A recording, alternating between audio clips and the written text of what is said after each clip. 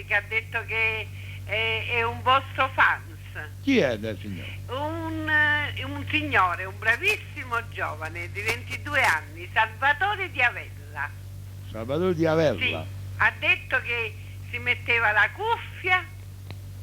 Signore, ma che loro mi salutano, non mi mandano qualcosa di soldi per me parati a giorno. Ma che mi salutano a pane, signore? No, non Peppe. Vabbè, ci stanno pure i saluti da Signore, parte di Barbanera. andate a dire il pensiero parati a giorno. Ce l'hanno il pensiero. Tutta la gente che vanno bene alla radio a giorno ci hanno a tenere il pensiero.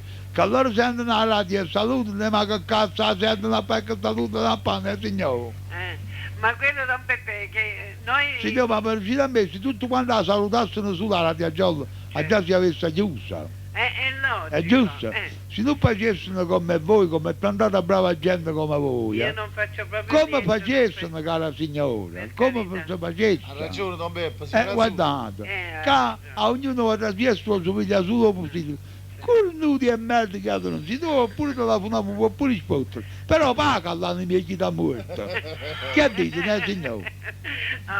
Aspettate, poi si signore. affezionano e vedrete. Signora, Sì. voi lo sapete che la radio dove non si paga si chiudono. Certo, È giusto? Sì, certo, è giusto. Ma avete mandatelo per la scesa, Quello il no? signor Ugo affronta delle spese non indifferenti. Signor, per questo portare signor, non avanti voglio la sapere radio. niente quello che io faccio il mio dovere perché io già fa questa prevecanza. Però Don Peppe, voi pure potreste un poco abbassare la vostra, il vostro introito.